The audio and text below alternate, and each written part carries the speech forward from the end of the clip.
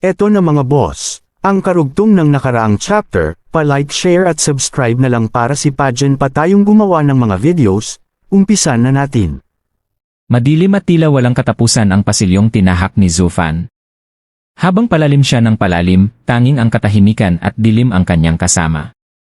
Makalipas ang mahabang paglalakad, isang mahinang liwanag mula sa lamparang delangis ang sumalubong sa kanya. Pagdating niya roon, nadatnan niya ang 15 kataong magalang na nakayuko. Sa gilid ay may isang simpleng mesa at isang lumang lamparang nagbibigay lamang ng mapusyaw na dilaw na liwanag. Mas kabisado ninyo ang hilagang lupain kaysa sa akin, wika ni Zufan. Kailangan kong makarating sa baybayin ng North Sea. Ano ang pinakamainam na paraan? Lumapit ang isang binata at magalang na nag-ulat. Ginoo, mula nang pumasok ang invincible sword sa hilagang lupain, naging napakahigpit ng pagbabantay ng bawat sekta. Halos imposibleng makagalaw ng malaya, at ang sinumang bumiyahe ay dumaraan sa masusing pagsisiyasat. Kahit maliit na pagkakamali ay maaaring magdulot ng kapahamakan. Sa ngayon, 2 lamang ang malayang nakakabiyahe. Una, ang mga disipulo, matatanda at mga kagalang-galang na eksperto ng 5 pangunahing sekta ng hilagang lupain. Hawak nila ang mga token na may nakatatak na aura, kaya malaya silang nakakadaan sa bawat checkpoint. Pangalawa naman ay ang 3 pinakamalalaking angkan ng mga ngalakal na responsable sa paghahatid ng mga supply para sa digmaan. May sarili silang rutang ginagamit at pinagkakatiwalaan ng lahat ng sekta, kaya hindi na sila masyadong iniinspeksyon. Napaisip si Zufan. Kaya ano ang inihanda niyo para sa akin? Ngumiti ang binata. Kasama kami sa isa sa 3 grupong iyon. Ngunit napakahirap gumawa ng bagong pagkakakilanlan para sa inyo bilang miyembro ng aming samahan. Mas madali kung gagamitin natin ang mga ulat na ipinapadala sa linya ng kalakalan. Inilabas niya ang isang token. Ito ang sagisag ng Qian Clan. Bagamat walang nakaalam, ang isa sa 3 pinakamalaking pamilya ng mga ngalakal sa hilagang lupain ay isa lamang palang lihim na tauhan ng Serene Shores Trading. Ginawa ito noon upang mapanatili ang kapayapaan sa pagitan ng mga lupain at mapadali ang kalakalan. Ngayong kumikilos na muli ang ating mga lihim na tauhan, ang Qian Clan ang nagsisilbing harapang pagkakakilanlan. Maaari ninyong gamitin ang katauhan ng isang tagapangasiwa ng Qian Clan. Ilagay lamang ninyo ang bakas ng inyong kaluluwa sa token na ito. Sinipat ni Zufan ang token at bahagyang ngumiti. Talagang malalim ang ugat ng Serene Shores Trading sa 5 lupain. Pinaghandaan niyo ang lahat. Tumango ang binata. Ang tunay na kapayapaan ay bunga ng maagang paghahanda para sa digmaan.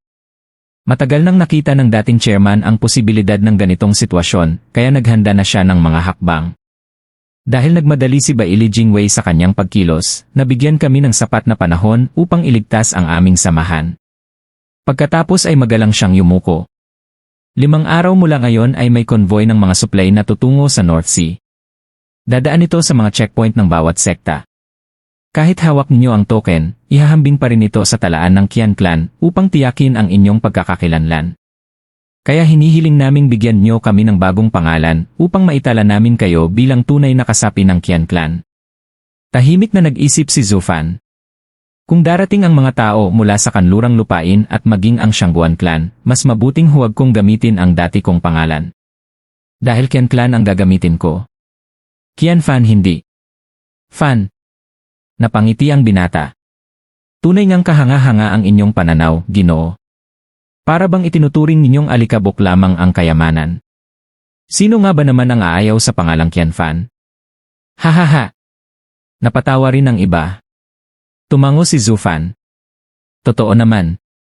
Minsan, habang mas marami kang pera, mas marami ring problema. Hahaha! Samantala, sa simpleng tindahan sa itaas, halos mamatay na sa pagkainip si Kiawer habang naghihintay.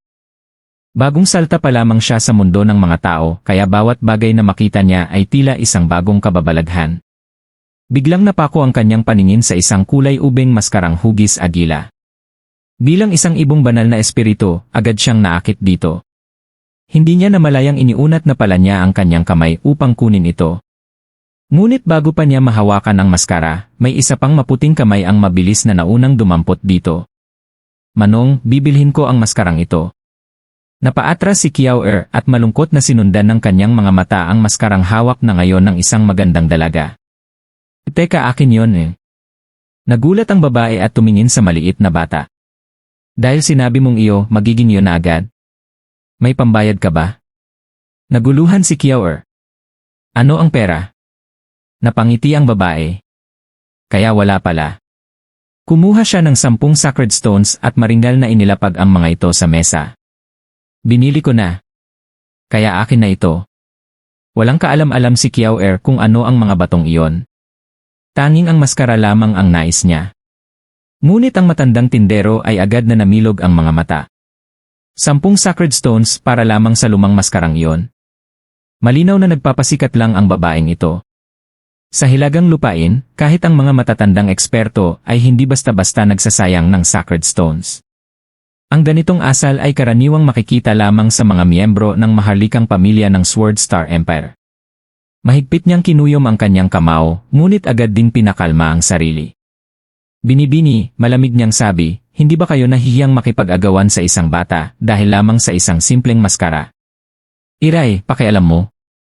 Mayabang na itinaas ng babae ang kanyang baba. Nagbabayad naman ako. Natural lang na mapasakin ito. Huwag mong sabihin hindi sapat ang 10 sacred stones para sa mumurahing maskarang iyan. Umiling ang matanda. Ang maskarang ito ay yari sa balahibo ng isang first-level spiritual beast, ang Scarlet Beak Eagle. Ang tunay nitong halaga ay 30 spirit stones. Napailing ang babae. Huwag mo nang ipaliwanag ang presyo. Gaano ba kamahal ang balahibo ng isang unang antas na espiritong hayop? Ngunit ang 10 sacred stones ay sobra-sobra na. Mas mabuti pa nga para sayo. Ituring mo na lang itong gantimpala. Mayabang siyang umiti habang nilingon si Kiaor.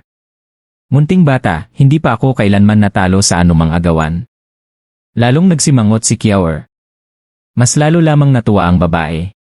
Kinurot pa niya ang malambot nitong pisngi. Kapag nagsawa na ako rito, ibibigay ko na lang sayo. Kung magkita pa tayo o kaya naman, sumama ka na lang sa akin. Hindi napigilan ng matandang tindero ang magsalita. Binibini, balak niyo na bang maging mangangalakal ng alipin? Malamig ang tingin niya habang nagpapatuloy. Masyado kayong mapilit. Hindi lahat ng gusto ninyo ay mabibili ng pera para lamang itapon kapag nagsawa na kayo. Ang tunay na pinapahalagahang bagay ay hindi basta itinatapon. Itinulak niya pabalik ang 10 sacred stones. Hindi ko ibebenta ang maskarang ito sa taong hindi marunong magpahalaga rito. Kunin niyo ang inyong mga bato. Ibibigay ko na lamang ito sa batang ito. Agad namang lumiwanag ang mukha ni Kiaor. Akin na ito, ibinigay niya sa akin. Ngunit bago pa niya mahawakan ang maskara, mabilis itong muling naagaw ng babae. Malamig na parang nagyelong-yelo ang kanyang tingin. Kapag may bayad, may kapalit. Ganoon ang batas. Wala pang sinuman ang naglakas loob na agawin ang isang bagay na gusto ko. Unti-unting sumilay ang nakamamatay na intensyon sa kanyang mga mata. Matandang hangal, gusto mo bang mamatay? Hindi na tinag ang matanda. Ang nakasanayan mo lamang ay maghagis ng pera sa anumang magustuhan mo, saka itatapon kapag nagsawa ka. Matalim siyang tumitig sa babae. Kung may kaluluwa man ang maskarang ito, hinding-hindi nito pipiliing mapasayo. Mas gugustuhin pa nitong manatiling walang may-ari kaysa mapunta sa isang taong katulad mo. Lalong tumalim ang titig ng babae. May ibang ibig sabihin ang mga salita mo. Sino ka ba talaga? Isa lamang akong tindero na nasaktan ang damdamin nang itapon siya ng kanyang amo. Malungkot na umiti ang matanda bago mapanuyang nagsalita. Binibini, sa pangangalakal, hindi lamang pera ang mahalaga. Kailangan ding may kusang loob ang nagbebenta. At ako, kahit gaano kalaki ang ialok niyo, hindi ko ipagbibili ang maskarang ito sa inyo. Kaya umalis na lamang kayo. Dumilim ang mukha ng babae, samantalang lalong nabalisa si Kiaor. Ibigay mo na sa akin. Sinabi niyang ibibigay niya yon sa akin. Ayaw kanyang bentahan. Tama, ayaw niya. Sayang naman. Isang malamig na ngiti ang sumilay sa labi ng babae habang nagmingming ang kanyang mga mata sa matinding pagnanais na pumatay. Kapag may gusto ako, kinukuha ko. Kahit ayaw pa ng may-ari. Sa isang iglap, sumabog ang kanyang nakakatakot na aura at idinikit ang matandang tindero sa dingding. Lumitaw ang matalas na sword energy sa kanyang kamay habang malamig niyang sinabi. Matandang hangal, hindi ako mangangalakal na nakikipagtawaran. Wala akong pakialam kung sino ka. Ang alam ko lang, may kabayaran ng pagsuway sa akin. Isang kumpas lamang ng kanyang kamay ang ginawa at sumugod ang nagliliwanag na espada. Hindi man lamang nakakurap ang matanda. Dahil sa lakas ng aura ng babae, hindi siya makagalaw kahit kaunti. Matagal na niyang inasahan ang sandaling ito. Buong buhay niyang pinaglingkuran ang Serene Shores Trading ng buong katapatan. Nagawa pa niyang tutulan ang dating chairman alang-alang sa kanyang paninindigan. At ngayon, handa rin siyang ialay ang sariling buhay upang ipagtanggol ang dangal ng kanyang tungkulin. Tinanggap na niya ang kamatayan. Tumigil ka! Mula sa madilim na pasilyo ay umalingaw-ngaw ang isang sigaw. Kasunod nito ang kalmadong tinig ni Zufan. Binibini, kung gusto ninyong pumatay, maaari naman. Ngunit gawin niyo iyon sa labas ng Seabright City. Maliban na lang kung gusto ninyong mapansin tayo ng buong lungsod. Napangisi ang babae habang nakatingin sa pasukan ng pasilyo. At bakit? Sa tingin mo ba may pakialam ako? Marahil wala sa iba, mahinahong sagot ni Zufan habang lumalabas mula sa dilim, ngunit may isang tao na tiyak ninyong pinakikinggan. Hindi niya gugustuhin gumawa kayo ng kaguluhan rito. Kapag nagalit siya dahil lamang sa isang lumang maskara, hindi ba sayang naman? Bahagyang kumibot ang kilay ng babae. Lumalim ang kanyang pag-isip bago dahan-dahang binawi ang kanyang aura. Bumagsak ang matandang tindero mula sa dingding at humihingal na napaluhod sa sahig. Handa na siyang mamatay kanina, ngunit sino ba naman ang hindi matutuwa sa pagkakataong mabuhay muli? Mahigpit na tinitigan ng babae si Zufan. Sino ka? At alam mo ba kung sino ako? Umiling si Zufan. Hindi ko alam. Magalang siyang yumuko. Ako ay isang hamak na tagapangasiwa lamang ng Qian clan sa Hilagang Lupain. Ang pangalan ko ay Qian Fan.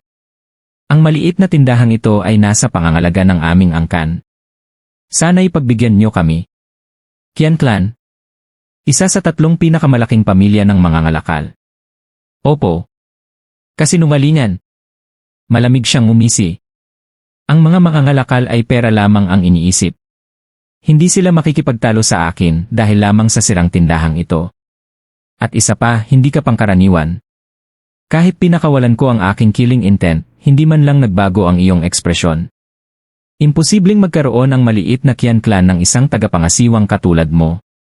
Sino ka ba talaga? Bahagyang yumuko si Zufan habang nakangiti. Salamat sa papuri. Tungkol naman sa kung sino ako, hindi na mahalagang malaman nyo. Gaya rin ang hindi ko kailangang malaman kung sino kayo. Sa madaling salita, wala akong balak maging kaaway nyo. At kung hindi rin nyo ako ituturing na kalaban, maaari na tayong maghiwalay ng landas. Napakalawak ng mundo upang hindi na tayo muling magkita. Naningkit ang mga mata ng babae. Pero alam mo kung sino ako? Nalito siya. Paano nalaman ng lalaking ito ang kanyang pagkakakilanlan? At paano ako makatitiyak na wala kang masamang balak kung hindi mo sasabihin kung sino ka? Napakibit balikat si Zufan. Talaga bang alam ko? Bahagya siyang natawa. Binibini, masyado kayong nagmamadali. Ang nais ko lamang ay huwag kayong gumawa ng gulo rito. At kung nakilala ko man kayo, sapat na yon upang malaman niyong wala kayong mapapala sa pagsisiyasat sa akin. Mas marami lamang kayong magiging problema. Banta ba yan? Babala. Nananatili ang nakangiting mukha ni Zufan, ngunit matalim ang kanyang tingin. Kung makarating kayo sa kanlurang lupain, mauunawaan niyong napakalawak ng mundong ito. Laging may taong mas mataas kaysa sa atin. At may mga kapahamakang hindi kayang takasan ni numan. Kaya ang pagiging maingat ang pinakamahalagang sandata sa buhay. Ang labis na pagtitiwala sa sarili ay kadalasang nauwi sa kapahamakan. Napakunot ang noo ng babae. Kanlurang lupain eh. Bigla siyang napasinghap. Ikaw ba ang eh? Bahagyang umiti si Zufan. Huwag na ninyong banggitin. Sapat nang alam ninyo. Mas mabuting maghiwalay na lamang tayo ng landas kaysa guluhin pa ang lahat. Nag-alinlangan ang babae. Sa huli ay napasinghal siya at mabilis na tumalikod upang umalis. Sandali. Inunat ni Zufan ang kanyang kamay. Maari bang isauli ninyo ang maskara ng aking anak? Huminto ang babae at sinulyapan si Kiawer. Anak mo? Napatawa siya. Napakapangkaraniwan mong lalaki, pero nagkaroon ka ng napakaganda at kaibig-ibig na anak. Bulag yata ang langit. Tumawa lamang si Zufan. Walang katakataka roon. Ang lahat ng kagandahan niya ay minana niya sa kanyang ina. Tama na ang pagyayabang. Malamig na suminghal ang babae. Pinakawalan na nga kita, gusto mo pang bawiin ang bagay na gusto ko? Huwag mong isipin na ibibigay ko ito. Napabuntong hininga si Zufan. Kung ganoon, wala na akong magagawa. Sa mundo ng mga cultivator, mas maraming kaibigan, mas maraming pagpipilian. Kung ipipilit niyong gumawa ng gulo rito at magkaroon ng investigasyon ang taong iyon. Hindi ba ikaw ang nagsabing maghiwalay tayo ng landas? Matalim siyang tiningnan ng babae. Pero ikaw mismo ang nakikialam. Mali. Malamig na tumitig si Zufan. Kayo ang nagsimula nito. Tulad ninyo, hindi rin ako basta sumusuko sa anumang nagustuhan ko, kahit gaano pa kaliit ang halaga nito. Ganyan din ang aking anak.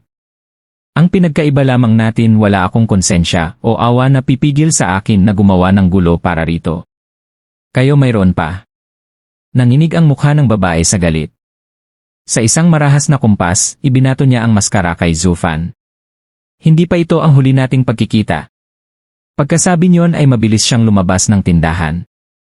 Isang misteryosong ngiti ang sumilay sa labi ni Zufan habang sinalo ang maskara. Agad niya itong iniabot kay Kiaor. Nagliwanag ang mukha ng bata sa labis na tuwa.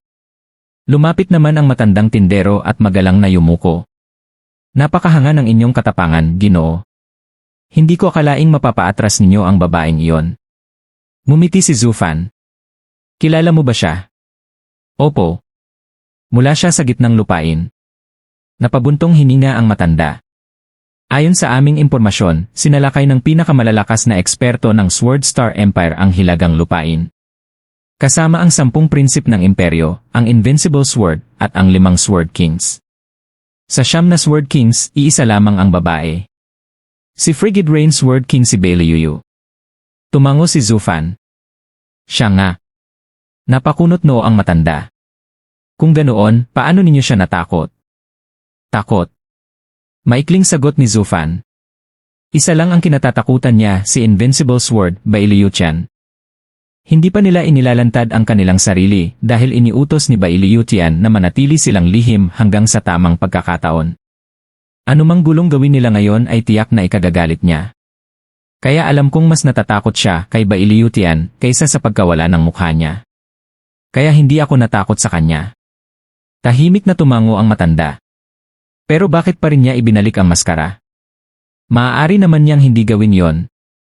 Takot pa rin. Ngumiti si Zufan. Hindi tatanggap si Bailiutian ng kahit anong resulta maliban sa ganap na tabumpay. Ngayon, isipin mong may biglang sumulpot na misteryosong taong maaaring sumira sa kanilang plano. Sino kaya ang pagbubuntungan niya ng galit? Nalito ang matanda. Pero sino naman ang kayang humadlang sa kanila sa lakas na taglay nila? Tumingin si Zufan sa kanya. Narinig mo na ba ang nangyari sa kanlurang lupain? Dapat alam ng Serene Shores Trading yon. Nagpadala noon si Baili Jingwei ng mga tao upang imbestigahan ako. Napasinghap ang matanda. Devil Mountain. Eksakto. Kumikislap ang mga mata ni Zufan. Napakahiwaga ng Devil Mountain, ngunit kasabay nito ay nagpakita rin sila ng nakakatakot na lakas. Maging ang 9 Sword Kings at si Invincible Sword ay nag-ingat sa kanila. Takot ang tao sa hindi niya nauunawaan. Kaya ipinahiwatig kong isa ako sa mga tao ng Devil Mountain. Habang mas misteryoso at mas malakas ang tingin nila sa akin, lalo silang nag-aalinlangan. Dahil wala siyang alam tungkol sa akin, hindi niya kayang isugal ang kanilang buong plano. Paano kung totoo ngang konektado ako sa Devil Mountain? Kapag nagkamali siya, si Bailiutian mismo ang magpaparusa sa kanya. Kaya para sa kanya, ang pinakamainam na gawin ay huwag na lamang akong galawin. Napangiti si Zufan. Sa pagkakataong ito, ang pangalang Devil Mountain ang naging pinakamabigat kong sandata. Nag-isip ng malalim ang matandang lalaki habang hinihimas ang kanyang balbas bago humarap kay Zufan. Napakahusay mo talaga, Ginoo. Sa isang tingin pa lamang ay nabasa mo na agad ang galaw at pag-isip ng kalaban. Noon ay hindi ko maintindihan kung bakit ganoon na lamang ang tiwala ng ikalawang batang Panginoon sa iyo, ngunit ngayon ay malinaw na sa akin. Tunay ngang pambihira ang kanyang paghusga sa tao. Napatawa si Zufan. Haha, hindi na kailangan ang mga papuring yan. Para mo namang sinasabing siya ang kumuha sa akin bilang tauhan. Agad na naunawaan ng matanda ang ibig niyang sabihin at yumuko. Tama po. Kami ang inyong mga tapat na tagapaglingkod, Ginoo. Ngunit may isa pa akong tanong. Totoo bang kayo ay mula sa Devil Mountain? Bahagyang nanginig ang mga mata ni Zufan sa pagbanggit ng pangalang iyon. Makalipas ang ilang sandali ay ngumiti siya. Devil Mountain. Naniniwala ka bang talagang may ganoong lugar sa mundong ito? Nagulat ang matanda. Matagal siyang nag-isip bago marahang umiling. Hindi ko alam. Napakalawak ng mundo kaya nais kong marinig ang sagot mula sa inyo. Ngumiti si Zufan.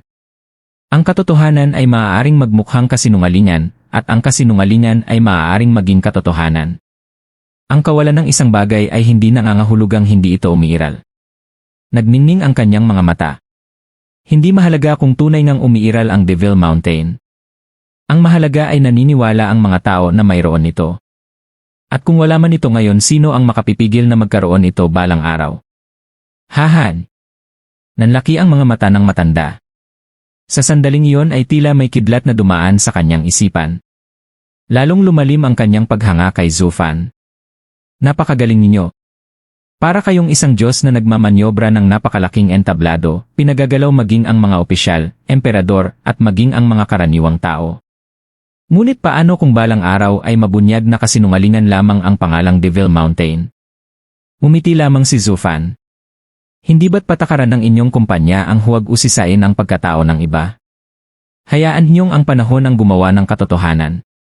Agad na naunawaan ng matanda ang ibig niyang sabihin. Sa kanyang paningin, tila nagkaroon ng panibagong pag-asa ang Serene Shores Trading. Hindi lamang sila binigyan ni Zufan ng pagkakataong makabangon, kundi unti-unti rin itong itinatayo ang sarili bilang tunay na utak sa likod ng kumpanya. Alam niyang hindi sapat ang ambisyon ni Wurandong upang pamunuan ang napakalaking organisasyon. Ang ikalawang batang Panginoon ay magsisilbing simbolo lamang, samantalang ang tunay na direksyon ng Serene Shores Trading ay manggagaling sa isang taong may pambihirang talino at malayong pananaw. At ang taong iyon ay si Zufan. Lumapit si Zufan kay Kiawer na masayang-masayang naglalaro sa bago nitong maskara. Magkasabay silang lumabas ng tindahan habang ang matandang lalaki ay nananatiling nakayuko, puno ng paggalang. Paglabas nila, agad silang sinalubong ng malaking gwardiya. Ginoo, naihanda na po namin ang inyong matutuluyan. Mangyari pong sumunod kayo. Dinala niya sina Zufan at Kiawer sa isang ligtas na silid kung saan tahimik silang nagsanay habang hinihintay ang 5 araw bago umalis ang susunod na konvoy. Samantala, sa isang malalim at madilim na lambak na hindi naaabot ng sinag ng araw, lalo pang lumalamig ang hangin hanggang tumagos ito sa mga buto. Sa gitna ng lugar na iyon ay nakaupo ang mahigit 100 tao. Sa pinakaharap ay isang matandang lalaki na may matalim na titig at napakalakas na aura. Siya ang walang kapantay na si Baili Yuchian. Sa kanyang tabi ay nakaupo ang 4 na Sword Kings ng angkan ng Baili. Sa likuran naman nila ay ang 10 prinsipe ng imperyo, pinamumunuan ng Crown Prince. Isinama sila sa misyong ito upang matuto sa ilalim ng kanilang Patriarch at ng mga Sword King bilang paghahanda sa susunod na salinlahi ng pinakamakapangyarihang angkan sa 5 lupain. Hush! Biglang lumitaw ang isang magandang babae. Kitang-kita ang pagkainis sa kanyang mukha habang pabagsak na naupo malapit sa 4 na Sword Kings at sinubukang magnilay. Binuksan ni Baili Yuchian ang kanyang mga mata. Paano ka makakapaglinang kung magulo ang isip mo? Tahimik niyang tinanong. Yuyu, ano ang nangyari? May balita ba mula kay Baili Jingwei? Napalingon din ang lahat sa kanya. Sumimangot si Baili Yulei. Yuyu, ano ba ang nangyari? Ginugulo mo ang meditasyon ni Patriarch. May natuklasan ka bang masamang balita? Agad na yumuko si Baili Yuyu. Patawad po, Patriarch. Hindi ko sinasadya. Tumayo si Baili Yuchian. Sabihin mo muna ang nangyari bago ka humingi ng tawad. Alam mong ayaw ko sa mga taong nagwawala na parang mga bata. Huwag mo nang ulitin ito sa harap ko ng walang sapat na dahilan. Opo. Mabilis na yumuko si Baili Yuyu. Ayon sa inyong utos, siniyasat ko ang paligid. Wala naman akong natagpuang kahina-hinala. Hindi pa rin kumikilos si punong ministro Baili Jingwei ngunit di. Ano yon? Sa aking pagbabalik may nakasalubong akong isang tao. Nag-atubili siyang magsalita. Sumingit si Bailey Yuli. Sino? May kaugnayan ba siya sa atin? Bakit ganoon ka na lamang kabalisa? Huminga ng malalim si Bailey Yuyu bago nagsalita. Sa tingin ko isa siyang tao mula sa Devil Mountain. Devil Mountain? Napabulala si Bailey Yuli. Iyon ba ang misteryosong sekta mula sa kanlurang lupain? Agad siyang napatayo. Ayon sa ulat natin, ang pinuno ng Devil Mountain ay napakalakas at maaaring makipagsabayan pa kay Patriarch.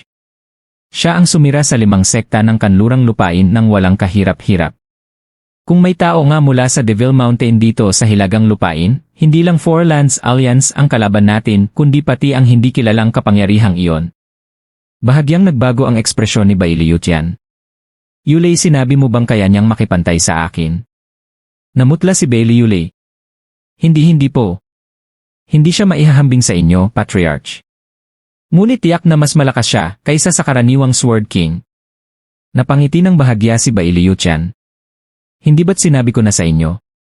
Hindi ninyo kailangang maging maingat sa bawat salita kapag kausap niyo ako. Kung ayon sa sabi-sabi ay mas malakas siya kaysa sa akin, sabihin niyo lamang.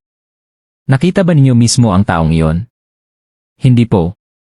Umiling si Bailey Yuli. Kaunti lamang ang tunay na nakakita sa kanya. Marahil ay pinalaki lamang ng mga chismis ang kanyang lakas. Posible ring gawa-gawa lamang iyon ng kanlurang lupain upang takutin tayo. Baka nga wala talagang Devil Mountain. Tumango si Bailey Yutian. Possible iyon. Maraming tao ang naghahangad ng kasikatan at gumagamit ng panlilinlang. Maaaring imbento lamang ang Devil Mountain upang hadlangan ang ating pagsalakay. Ngunit agad niyang binago ang tono. Subalit kung may lumitaw na alagad ng Devil Mountain, nangangahulugan itong hindi na lamang ito chismis. Ang tunay na lakas ng Devil Mountain ay nasa pagiging misteryoso nito. At ngayon ay nagpakita na ang isa sa kanilang mga disipulo. Nagninning ang kanyang mga mata. Nais ko siyang makita. Nagulat si Bailey Yuli. Patriarch, gusto ninyo siyang makaharap. Tumango si Bailey Yutian. Sa buong buhay ko bilang isang cultivator, wala pa akong natagpo ang tunay na katapat. Matagal ko nang hinahanap ang isang karapat-dapat na kalaban. Kung totoo ngang may alagad ng Devil Mountain dito, nais ko siyang makita bago magsimula ang digmaan. Tumawa siya ng mahina. Magandang pagkakataon ito. Pagkatapos ay tumingin siya kay Bailey Yuyu. Yuyu, ikwento mo sa akin ang lahat ng nangyari sa pakikipagkita mo sa taong iyon. Gusto kong suriin kung anong klaseng tao ang disipulo ng Devil Mountain. Opo, Patriarch. Agad na yumuko si Bailey Yuyu at ikinuwento ng detalyado ang lahat ng nangyari sa kanyang pakikipagtagpo kay Zufan. Nang matapos siya, bahagyang pumikit si Bailey Yutian habang nag-isip. Yuyu, isa kang eksperto sa sukdulang Genesis stage. Kahit pa tinakpan mo ang tunay mong lakas gamit ang mga demonic treasure, nakita pa rin agad ng batang iyon ang tunay mong antas at maging ang pagkakakilanlan mo sa sandaling nagpakawala ka ng pagpatay na aura. Bahagya siyang umiti. At sa kabila ng lahat ng iyon, ang isang hamak na cultivator na nasa 2 antas lamang ng Radiant Stage ay hindi man lang natakot sa iyo. Sa halip, nagamit pa niya ang iyong kahinaan upang pilitin kang umatras hanggang sa hindi mo man lang naiuwi ang simpleng maskara. Tunay na pambihira ang kanyang tapang at talino. Napangiwi si Bailey Yuyu. Humph! Kung hindi lamang dahil sa utos ninyo, Patriarch, matagal ko nang pinugutan ng ulo ang hambog na iyon. Malamig ang naging tugon ni Bailey Yutian. Ang pagkatalo ay pagkatalo. Walang saysay ang mga dahilan. Biglang sumigaw si Bailey Yuyu sa galit, ngunit agad siyang sinaway ng Patriarch. Nabasa niya ang kahinaan mo at ginamit iyon laban sa iyo. Kasalanan mong hindi mo na itago ang sarili mong emosyon. Natalo ka, kaya tanggapin mo yon. Huwag kang mag-inarte na parang batang dalagita. Isa kang Sword King, kaya kumilos kang parang Sword King. Napakagatlabi si Bailey Yuyu. Malalim siyang yumuko habang pilit pinipigil ang galit na lalo lamang nag-aalab sa kanyang dibdib. Tumango si Bailey Yutian. Bukas, sundan mo ang batang iyon ng palihim. Gusto kong makita kung paano kumikilos ang isang disipulo ng Devil Mountain kumpara sa mga alagad ng angkan ng Bailey. Nang espiya lang. Nagninning ang mga mata ni Bailey Yutian. At bibigyan pa kita ng pahintulot na pumatay kung kinakailangan. Agad na lumiwanag ang mukha ni Bailey Yuyu. Maraming salamat, Patriarch. Tignan natin kung magiging mayabang pa rin ang lalaking iyon. Ngunit bago pa man siya tuluyang matuwa ay muli siyang pinutol ni Bailiu Tian. Ngunit nanigas ang kanyang mukha. Ang tanging taong hindi mo maaaring patayin ay ang disipulo ng Devil Mountain. Napakurap si Bailiu. Patriarch, sinabi ninyong maaari akong pumatay, pero ngayon naman ay ipinagbabawal ninyo ang mismong taong gusto kong patayin. Umiling si Bailiu Tian. Hindi ko siya gustong mamatay. Gusto ko siyang subukin. Itinaas niya ang kanyang tingin sa kalangitan. Kung ano ang guro, ganoon din ang alagad. Gusto kong makita kung gaano kalakas ang disipulo ng Devil Mountain kumpara sa mga alagad ng ating Baili clan. Makapananatili kaya siyang kalmado habang hinahabol ng isang baliw na babaeng uhaw sa dugo. Napangiti siya. Magiging kawili-wiling pagsubok ito. Napangiwi si Bailiu sa loob-loob niya. Ako ang mismong ginawaran niyo ng titulong Sword King, pero ngayon tinatawag niyo akong baliw na babae. Kahit kaunting respeto man lang sana. Ngunit walang pakialam si Bailiu Tian at tila mas lalo pa siyang nasiyahan sa naisip niyang plano. Nag-alalang nagsalita si Bailiu Lei. Patriarch, kung magwawala si Yuyu sa hilagang lupain, baka mapabilis ang pagsiklab ng digmaan. Maapektuhan ang plano ni punong ministro Baili Jingwei. Umiling si Bailiu Tian. Ayos lang. Si Jingwei ay punong ministro. Ang hangarin niya ay ang tagumpay ng imperyo.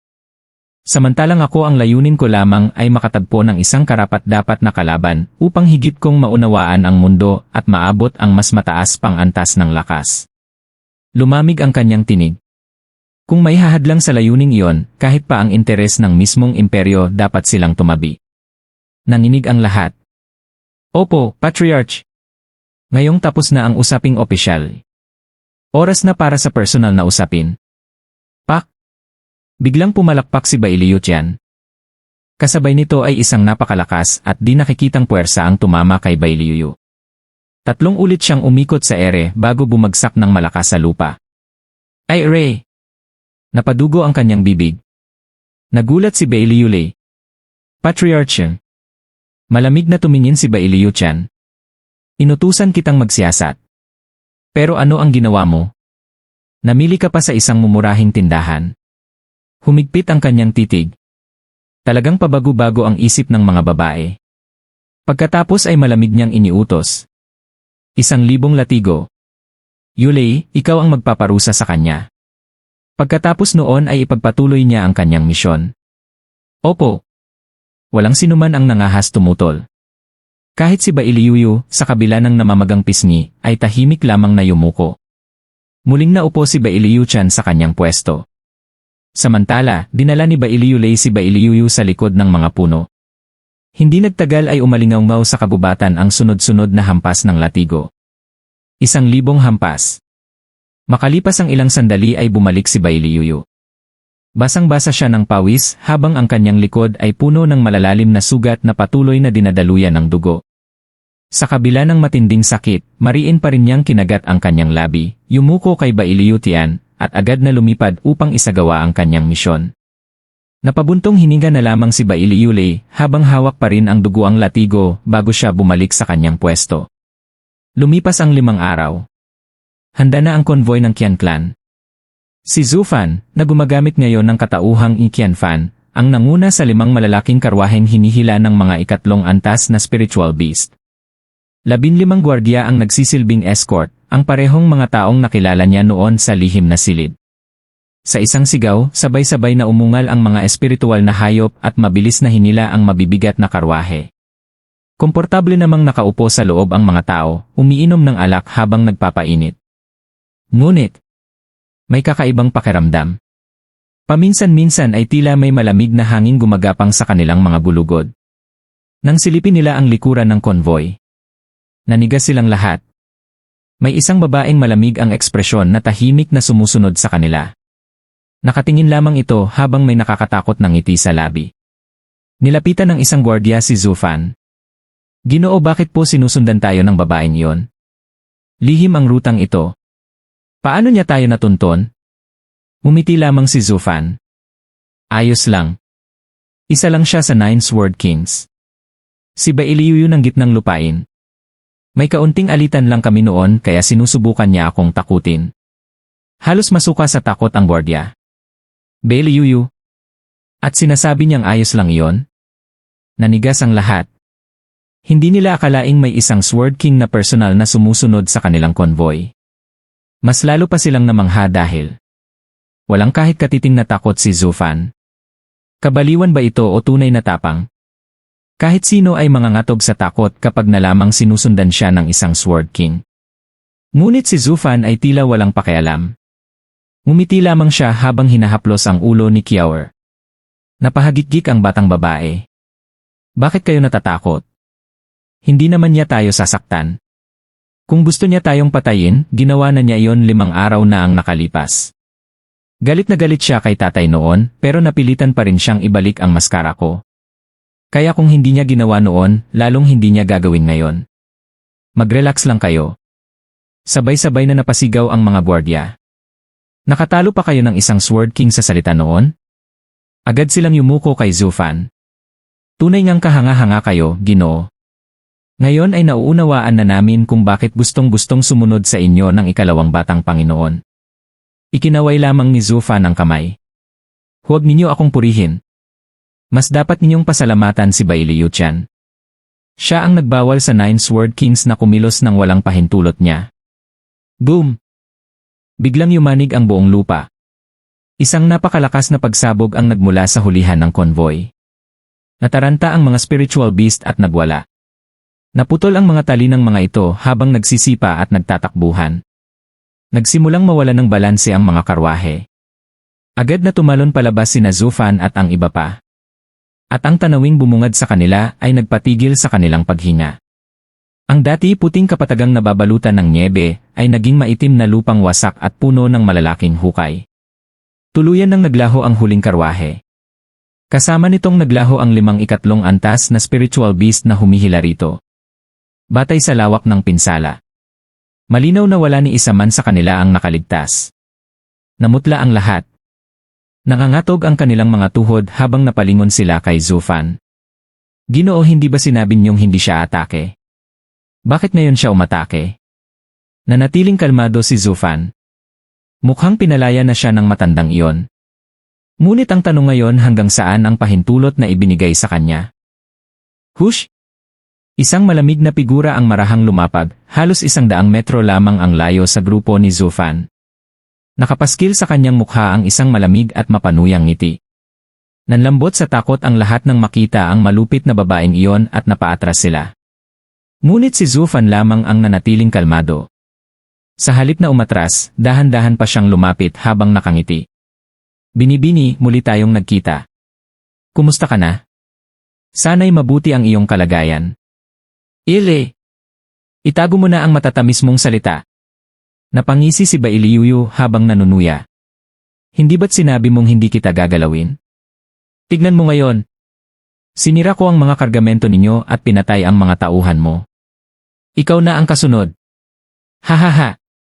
Ang nakapanghihilakbot niyang tawa ay nagpanginig sa lahat, ngunit hindi man lamang nawala ang ngiti sa mukha ni Zufan. Dahan-dahan pa siyang lumapit. Binibini, ako ang nagkasala sa iyo. Walang kinalaman ang mga taong ito. Bakit mo ibinubuhos sa mga inosente ang iyong galit? Ako ang kaharap mo. Kung may papatayin ka, ako na lamang. Hayaan mong ako ang maunang mamatay bago sila. Inosente. Malamig na umisi si Bailey. Walang inosente sa sinumang nasa paligid mo. Dahil napakahalaga nila sa iyo, ikaw ang hahayaan kong mabuhay sa huli. Isa-isa kong papatayin ang lahat ng nasa harapan mo upang maramdaman mong ikaw ang dahilan ng kanilang kamatayan. Kapag nilamon ka na ng pagsisisi, saka naman kita papatayin. Iyan ang kabayaran ng pang-inis mo sa akin. Patuloy siyang tumitig kay Zufan na papalapit ng papalapit. Hindi ba't tagaroon ka? Hindi ba't napakatapang mo? Ano ngayon? Hindi mo man lang mailigtas ang ilang buhay. Hindi dahil hindi ko kaya. Ngumiti si Zufan habang nasa 1 metro na lamang ang pagitan nilang dalawa. Kundi dahil hindi ko kailanman inisip na gawin yon. Mas lumawak pa ang kanyang mahiwagang ngiti. Binibini parang may sugat ka yata sa pisngi. Sayang naman ang magandang mukha mo. Mas mabuting gamutin mo iyan gamit ang Yuan Qi mo kaysa mag-aksaya ng oras sa pagpatay. Iniabot niya ang kanyang kamay upang hawakan ang namamaga nitong pisngi. Biglang napaatras si Bai Liuyu. Ano sa tingin mo ang ginagawa mo? Ginagamot ka. Nagliwanag ng berdeng enerhiya ang kamay ni Zhu Fan.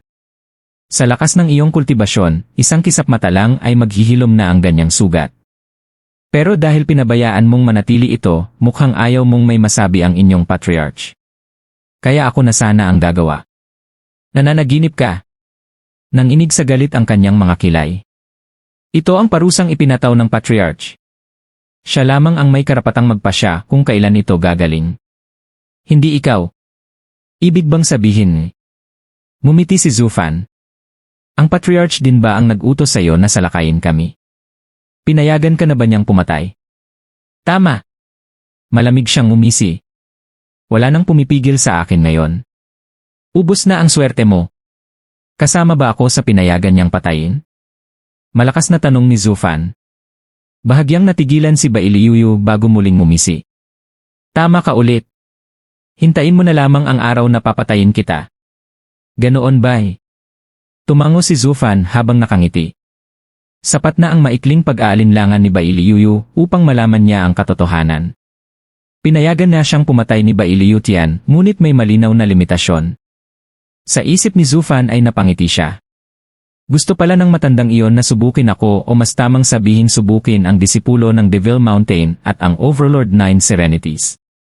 Hahaha, mukhang talagang nagagamit ko ng husto ang pangalang Devil Mountain. Maging ang pinakamakapangyarihang tao sa mortal domain ay nahilanan nito.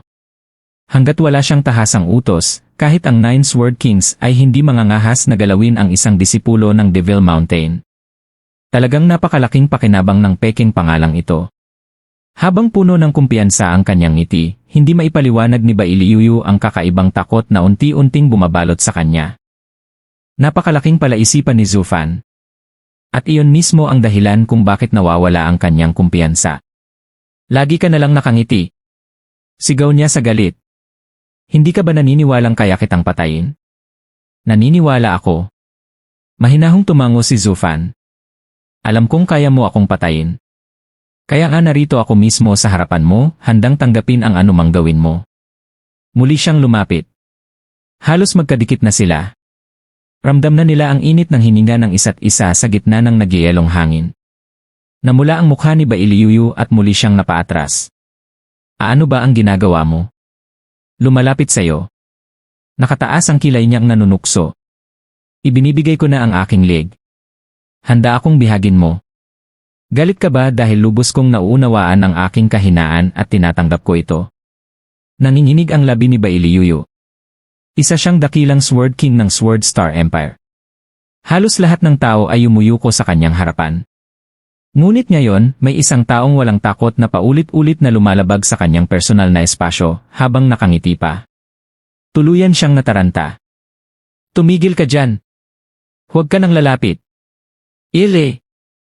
Huwag mong isipin na palalampasin kita. Pahihirapan kita.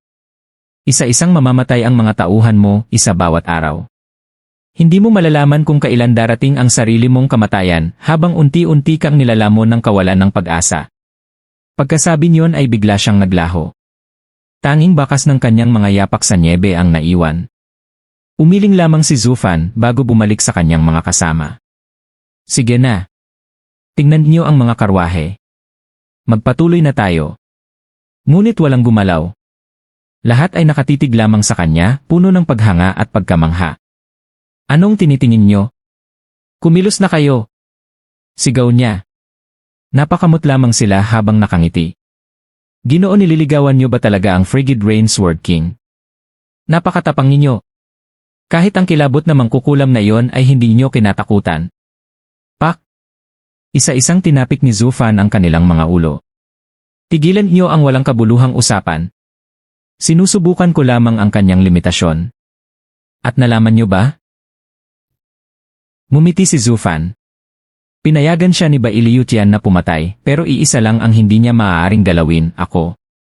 Paulit-ulit ko siyang binigyan ng pagkakataong patayin ako, ngunit hindi niya ginawa. Marami siyang idinahilan, ngunit hindi iyon ang tunay niyang ugali. Noong nasa tindahan kami, mabilis siyang magalit at napakakitid ng pasensya. Imposibleng bigla siyang maging matyaga para lamang paglaruan ako. Kaya wala akong dapat ipangamba sa kanya. Napabuntong hininga sa ginhawa ang lahat. Ngunit agad silang tiningnan ni Zufan. Huwag kayong masyadong kampante.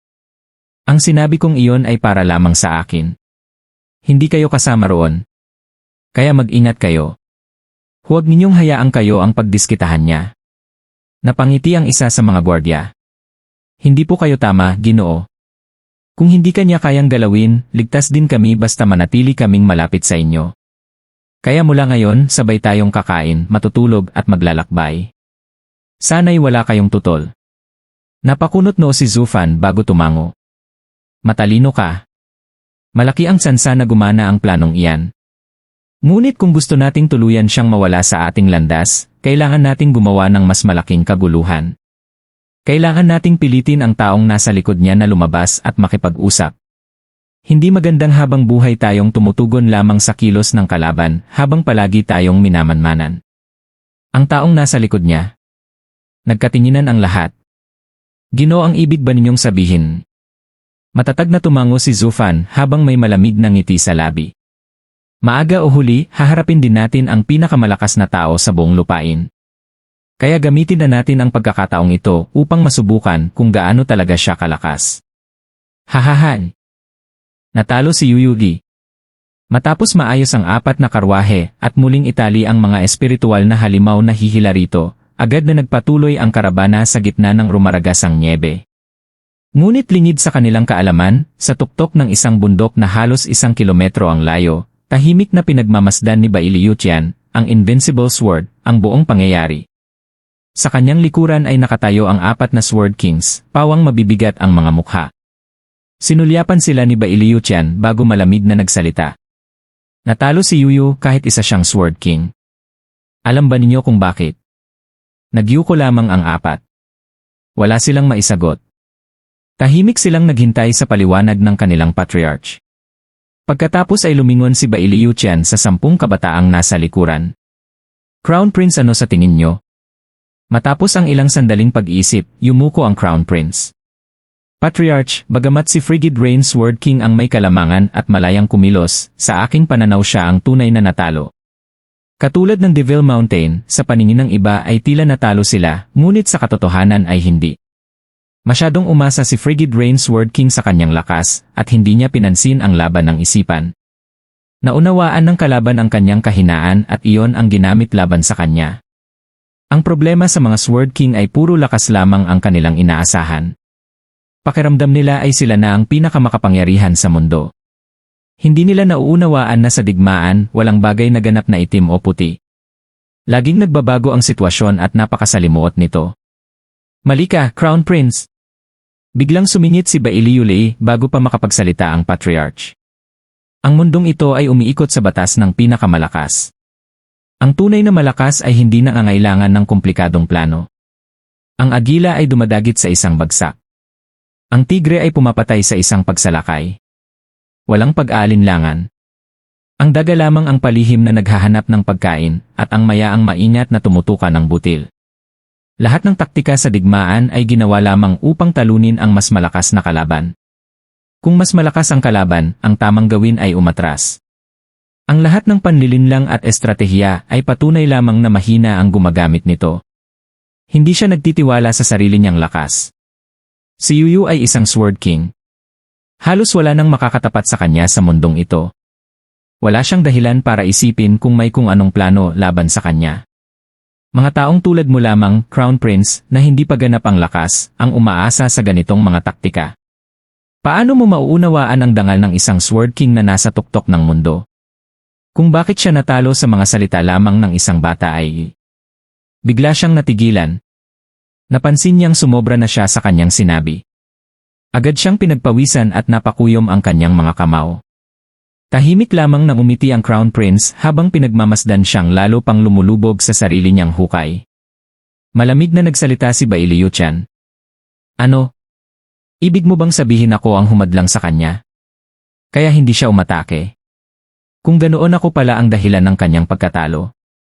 Patriarch! Hindi ko po iyon ang ibig sabihin. Agad na yumuko si Bailiulay habang nanginginig. Napagtanto niyang sa sobrang yabang niya ay halos na isisipa niya ang Patriarch. Napangiti ang Crown Prince. Thundersword King eh. Mukhang hindi ka pa pala talaga nasa tuktok. Napangiwi sa galit si Bailiulay, ngunit wala siyang nagawa kundi hintayin ang hatol ng Patriarch. Tumahimik kayong lahat. Iwinagayway ni Bailiuchian ang kanyang kamay habang nakatanaw sa papalayong karabana ni Zufan. Wala ni isa sa inyong tumama sa tunay na dahilan. Maging lakas man o talino eh. Iisa lamang ang ugat ng lahat. Lakas ng loob. Kung wala kang tapang, walang saysay ang talino o lakas. Sino man ang makaharap sa espada ni Yuyu ay matatakot. Kahit ang mga mukhang kalmado ay maapektuhan. Ngunit ang batang iyon ay hindi lamang hindi natakot. Siya pa ang unang kumilos. Kung wala siyang tunay na tapang, walang mangyayari sa lahat ng ginawa niya. Huminto siya sandali bago muling nagsalita. Hindi ko pinayagan si Yuyu na umatake. At tunay ngang hindi siya umatake. Lene. Napakawalang gulugod. Hindi na siya usad pa sa kanyang pag-unawa sa Dao. Hindi man lamang niya nagawang suwayin ang aking utos. Hanggat ako ang anino sa kanyang likuran, mananatili siyang nakakulong sa antas na yon. Lahat ay natigilan. Hindi mapigilang magtanong ni Bailiulay. Patriarch, ibig ba ninyong sabihin, mas mabuti pa sanang sinuway niya kayo? Mabuti sana. Ngunit mamamatay siya. Malamig ang kislap sa mga mata ni Bailiuchian. Sa isang iglap ay naglaho siya. Naiwan ang lahat na litong-lito. Ano ang ibig sabihin noon? Pinapayagan ba kaming sundin ang sarili naming landas ngunit kapag sinuway namin siya ay kamatayan ang kapalit? Tahimik na napangiti ang Crown Prince. Ang Invincible Sword ay tunay ngang natatangi sa buong mundo. Pagkasabi niyon ay sumunod na rin siya sa Patriarch, habang ang iba ay naiwan pa ring puno ng pagkalito. 3 araw nang naglalakbay ang karabana ni Zufan. Paminsan-minsan ay sumusulyap sila sa bintana. At sa tuwing titingin sila, makikita nilang nakasunod pa rin sa malayo si Bailiuyu, nakatitig sa kanila habang may malamig na ngiti. Lahat ay kinikilabutan maliban kina Zufan at Kiaor. Ginoo eh. Mahinang tanong ng isang gwardiya. Parang linta na ang mangkukulam na yon. Alam naming sigurado kayong hindi niya kayo gagalawin. Pero paano kung magbago ang isip niya? Paano natin malalampasan ang krisis na ito? Napangiti si Zufan. Wala yan. Malapit na ang tamang oras. Oras para saan? Sa unang hintuan ng ating karabana. Ang Sun Sea Sect. Tahimik siyang humigop ng mainit na tsaa. Lalong nalito ang lahat. Balak ba niyang magtago roon? Ngunit agad nilang itinanggi ang isip na yon. Isa lamang ang Sun Sea Sect sa 5 pangunahing sekta ng Northern Lands. Malayong malayo ang lakas nito kumpara sa kahit isang Sword King. Hindi sila kayang protektahan. Hindi na nagpaliwanag pa si Zufan. Ngumiti lamang siya habang nakatanaw sa labas ng bintana. Makalipas ang 4 na oras, huminto ang 4 na karwahe sa isang lambak na nababalutan ng nyebe. Bumaba si Zufan kasama ang mga gwardiya at yumuko sa bantay ng lambak. Narito ang karabana ng Qian Clan. Hinihiling naming makapasok sa teritoryo ng Sun Sea Sect. Ito ang aming clan token. Naglabas din ng kaparehong token ang bantay at inihagis ito sa kailaliman ng lambak. Naglaho ito sa ere. Makalipas ang 15 minuto, bumalik itong muli. Biglang kumurap ang espasyo. Lumitaw ang 100 yelo sa gitna ng lambak. Tumango ang bantay. Muling sumakay ang lahat sa mga karwahe at pumasok sa kakaibang lugar. Pagkalampas nila, muling nagsara ang espasyo.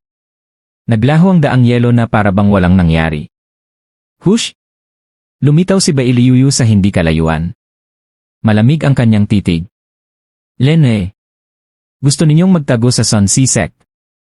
Maghihintay ako rito. Ang unang lalabas siya ang unang titikim ng aking espada. Tingnan natin kung gaano ka pakatapang, brat. Pagpasok ng karabana, 50 eksperto sa Soul Harmony Stage ang agad pumalibot dito. Nangunguna sa kanila ang isang tusong mukhang nasa katanghaliang gulang, nakasuot ng puti at may hati ang kanyang bigote. Huwag kayong mag-alala. Karaniwang karabana lamang ito. Ipakita ninyo ang inyong mga token upang mapatunayan ang inyong pagkakakilanlan bilang mga tauhan ng Qian Clan. Napangiti ang isang gwardiya. Executive Cao, ilang beses na kaming dumaraan sa rutang ito. Kilala niyo na kami. Tumango si Executive Cao. Kilala nga kita, Guard Wu. Ngunit mahigpit ang sitwasyon ngayon. Hindi masamang maging maingat. Isa-isang sinuri ng kanyang mga tauhan ang mga token at ang soul signatures ng bawat isa. Lahat ay tumugma. Nang dumating ang turno ni Zufan, magalang siyang yumuko at iniabot ang isang jade slip. Executive Cao. Narito ang talaan ng mga kasapi ng karabana. Bahagyang natigilan si Executive Cao. Ikaw ay A. Ako ang bagong katiwala ng Qian Clan. Qian Fan. Sabay ng kanyang pagpapakilala ay lumitaw ang isang misteryosong ngiti sa labi ni Zufan. Napakunot ang noo ni Executive Cao at nagtanong, Qian Fan. Bakit ngayon ko lang narinig na may ganyang tao ang angkan ng Qian? Mahinang natawa si Zufan. Matagal na akong nakaatas sa mga misyon sa labas. Nitong mga nakaraang araw lang ako ipinatawag ng clan head dahil sa magulong sitwasyon. Kaya natural lang na hindi mo pa ako nakikilala, Executive Cao. Pagkatapos ay itinuro niya si Kiawer. Ito ang anak ko. Hindi ako mapakali kung iwan ko siyang mag-isa sa bahay, kaya isinama ko na lang. Sana ay huwag mo nang pansinin na wala ang pangalan niya sa talaan. Lalong nabawasan ang pagdududa ni Executive Cao. Kung espiya nga ang lalaki, bakit pa nito isasama ang sariling anak? Isa pa, mukhang inosente at walang muwang ang bata. Hindi niya alam na ang munting batang iyon ay mas mapanganib kaysa sa inaakala ng sinuman. Tumango si Executive Cao. Naniniwala ako sa sinabi mo. Pero patakaran pa rin ang masusunod. Kailangang tiyakin namin ang pagkakakilanlan ng bawat isa. Sumenyas siya sa isa niyang tauhan upang kunin ang token ni Zufan. Pagkatapos ng ilang bulungan, muling humarap si Cao.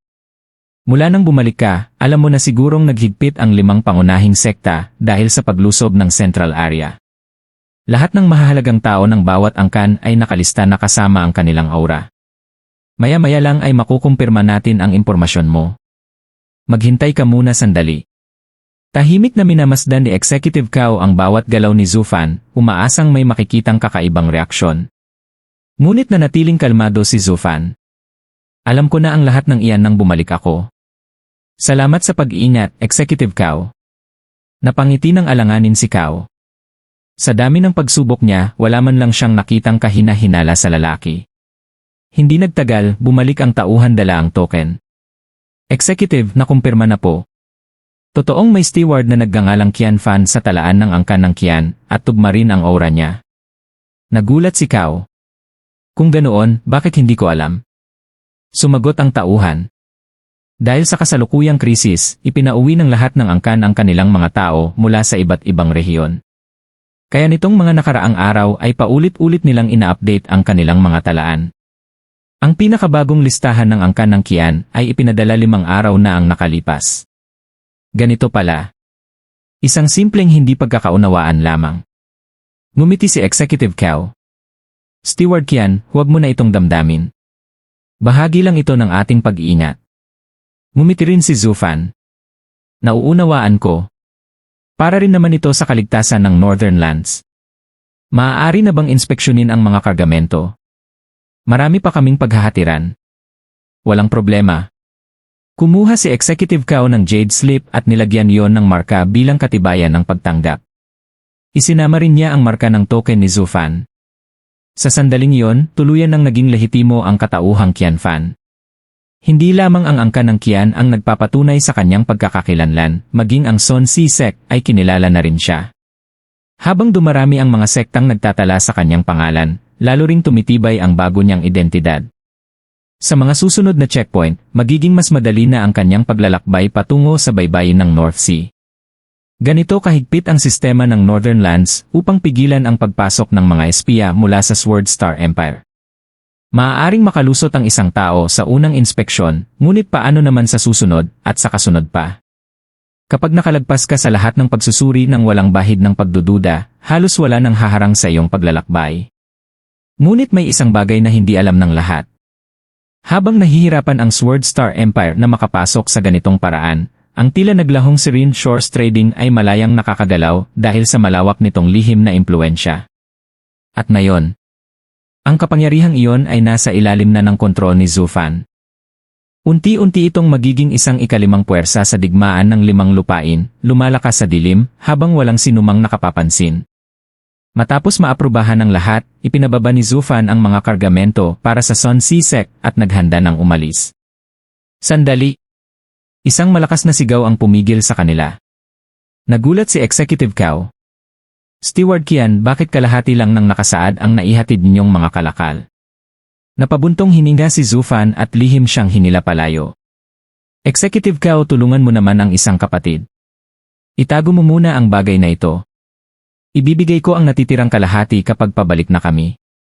Napakunot ang noo ni Cao. Ano ba talaga ang nangyari?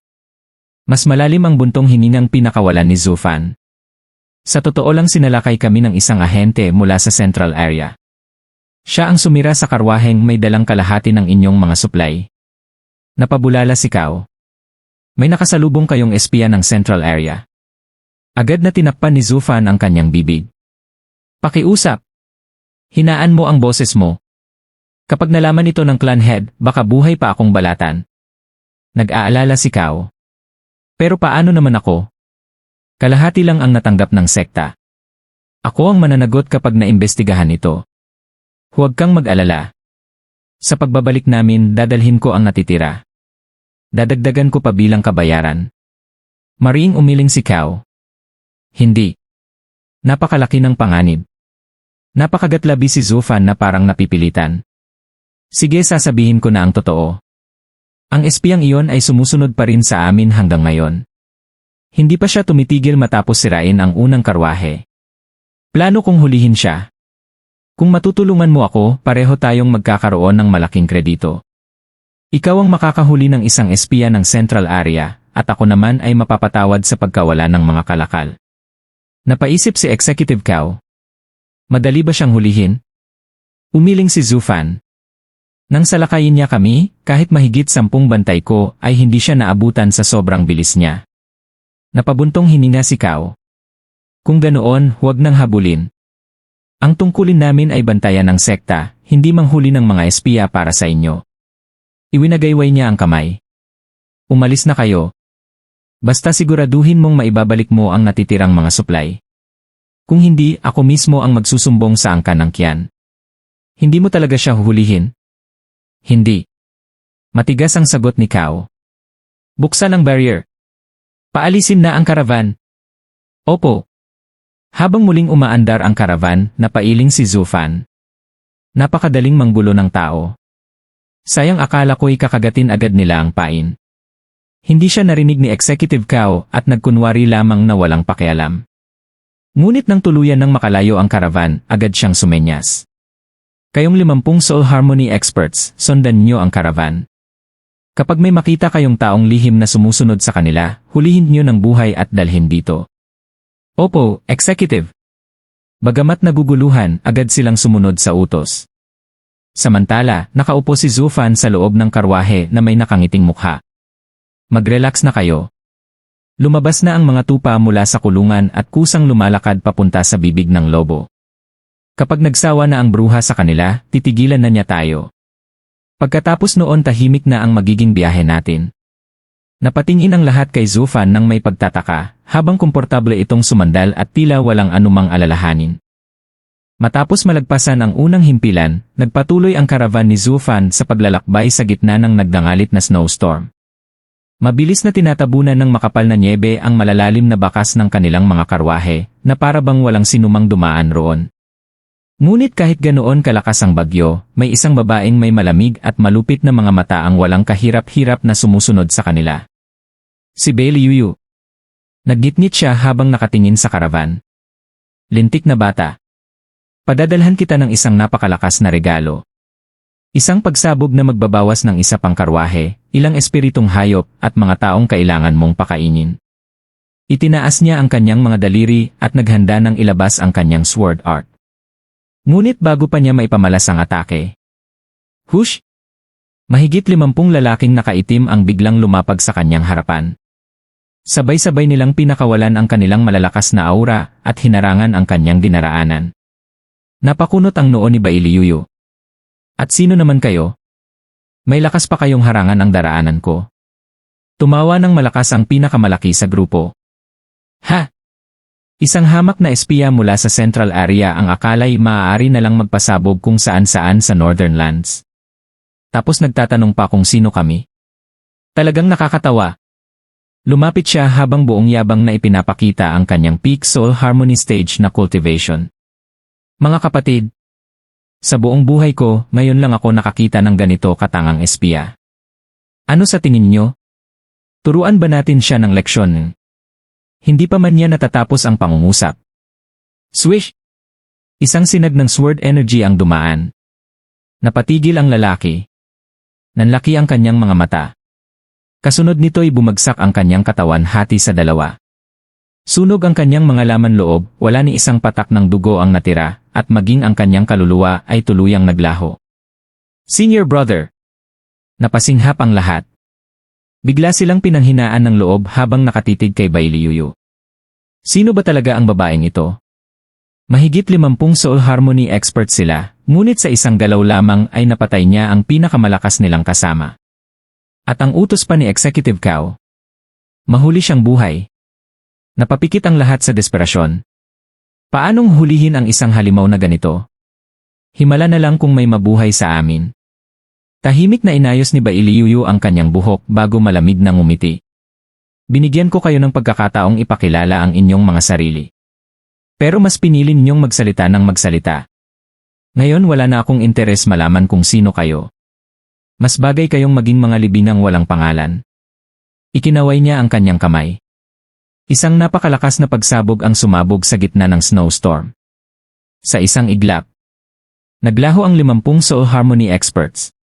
Walang naiwang katawan. Walang dugo.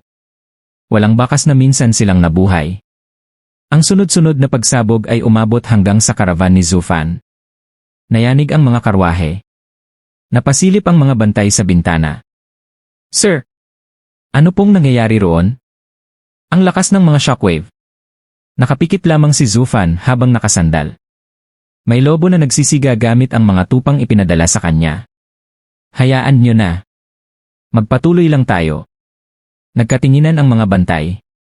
Hindi nila naunawaan ang ibig niyang sabihin, ngunit wala silang nagawa kundi ipagpatuloy ang biyahe.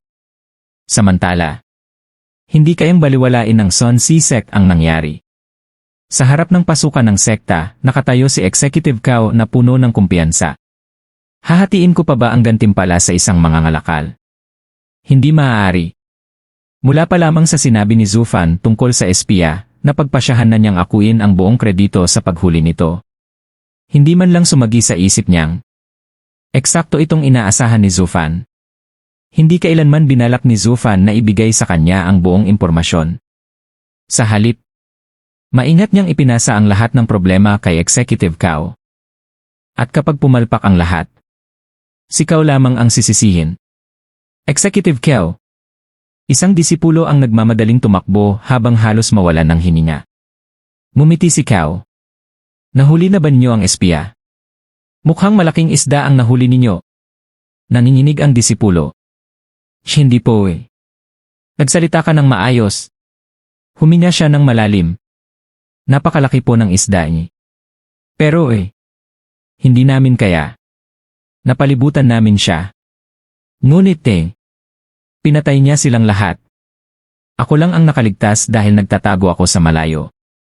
Executive Cao, ano po ang gagawin natin? Namutla si Cao. Lahat patay.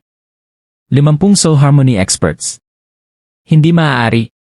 Di ba may mga bantay ding soul harmony ang karavan? Hindi ba nila siya napaalis? Umiling ang disipulo habang halos maiyak. Executive V. Masyado siyang malakas. Hindi kami ang humabol sa kanya. Kami ang hindi man lang nakatakbo. Tuluyang natulala si Executive Cao. Pagkaraan ng ilang sandali ay bigla siyang nagmadaling tumakbo. Kailangan kong hanapin si Elderly. Sa loob ng isang marangyang silid, nakaupo si Elderly habang nakaluhod sa tabi niya si Executive Cao. Malamig siyang tumingin rito. Dahil sa kasakiman mo Nawalan tayo ng 50 soul harmony experts. At ngayong hindi mo kayang akuin ang responsibilidad di. Lumapit ka sa akin. Napakamot sa ulo si Kao at pilit nang umiti. Elderly, nais ko lang sanang hulihin ang espiya nang hindi na kayo inaabala. Kapag nahuli siya, ang lahat ng kredito ay siyempre mapupunta sa inyo. Papaano ko naman maaagaw ang inyong karangalan? Ngumisi si Elderly. Maganda ang paliwanag mo. Pero ang totoo, gusto mo lang akong maglinis ng kalat mo. Tumango si Kao ng paulit-ulit. Nag-utos si Elderly. Isang Genesis stage expert lamang ang kayang pumatay ng 50 soul harmony experts sa ganoong kaikling oras. Magpadala agad ng 50 Genesis stage experts. Hulihin ang espiya ng buhay. Kailangan nating malaman kung ano ang alam niya. Opo. Agad na tumakbo ang mga utusan. Pagkatapos ay muling tumingin si Elderly kay Kao. Malaki ang utang na loob mo sa akin. Alam mo ang kaparusahan sa pagkawala ng 50 soul harmony experts. Ipapalabas kong namatay sila habang ginagampanan ang tungkulin. Kung wala akong gagawin, mas masahol pa sa impyerno ang sasapitin mo. Paulit-ulit na yumuko si Executive Kao. Maraming salamat, Elderly. Hindi ko makakalimutan ang kabutihan nyo. Ngunit sa kanyang isipan, nag-aalab ang galit. Hindi lang ako nawala ng pagkakataong makakuha ng gantimpala. Nabaon pa ako sa utang na loob. Lintik ka, Qianfan. Impormasyon ba ang tawag mo roon? Wala ni isa sa sinabi mo ang tama. Piliting umiti si Kao kahit gusto na niyang sumabog sa galit. Samantala, si Elderly ay kampanteng nakatayo sa tabi niya na para bang kayang ayusin ang lahat. Ngunit hindi nila alam. Muli na naman silang nagpapadala ng mga tupa sa harap ng isang mabangis na lobo.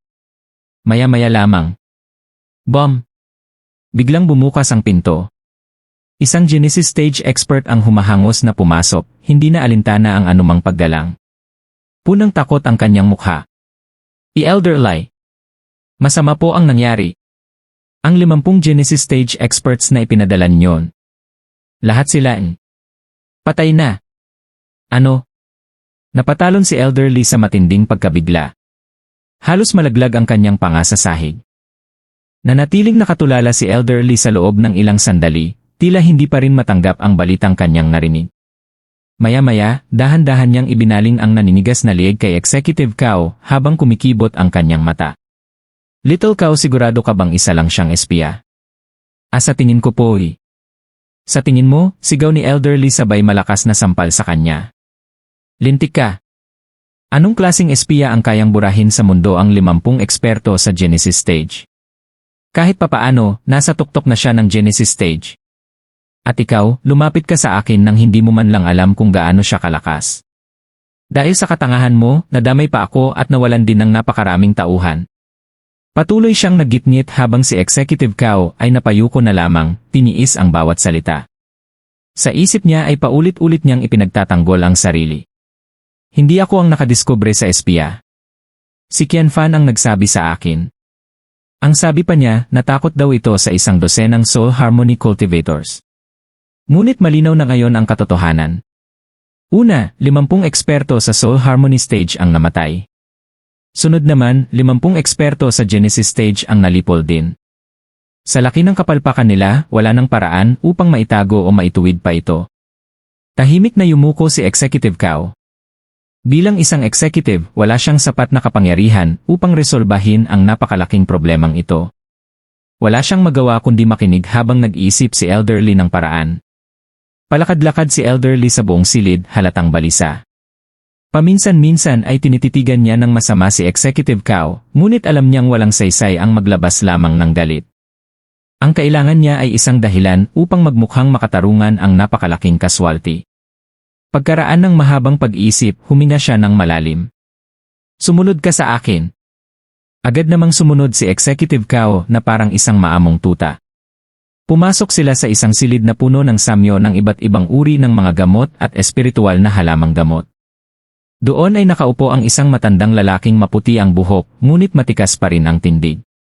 Ang sinasabi mo ba ay totoo? Gulat nitong tanong. Kung ganoon karami ang namatay, napakalakas ng taong iyon. Venerable man. Magalang na yumuko si Elderly. Hindi siya simpleng espiya lamang. Malamang ay isa siyang napakahalagang tauhan ng Central Area at may napakahalagang misyon dito sa Northern Lands. Totoong malaki ang naging kapalit, ngunit kapag nahuli natin siya, ito na ang magiging pinakamalaking ambag ng ating sekta.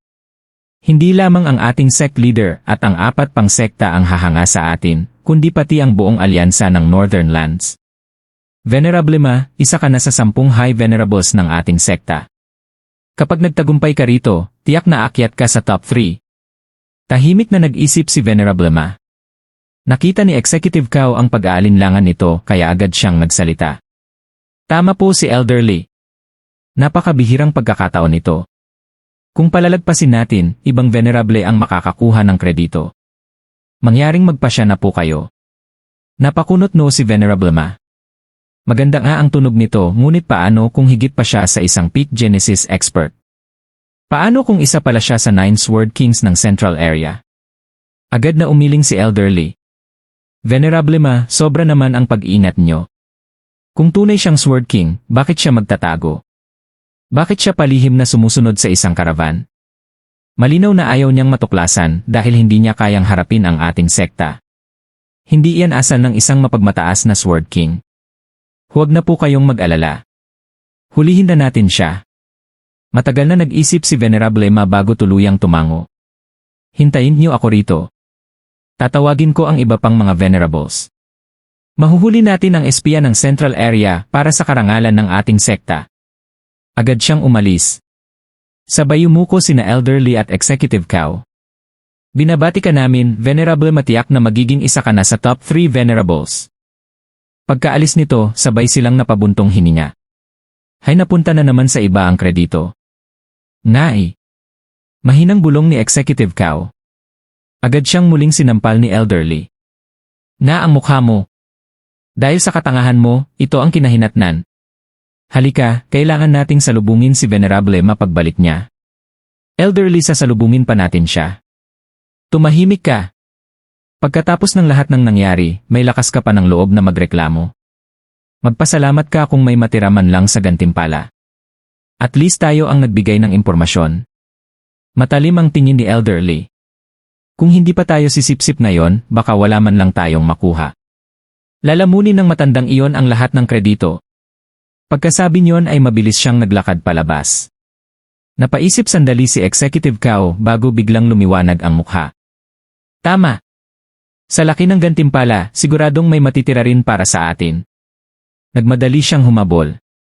Sa gitna ng napakalamig na hangin at nagangalit na snowstorm, matyagang naghintay ang 2 matanda sa harap ng Sun Sea Sect.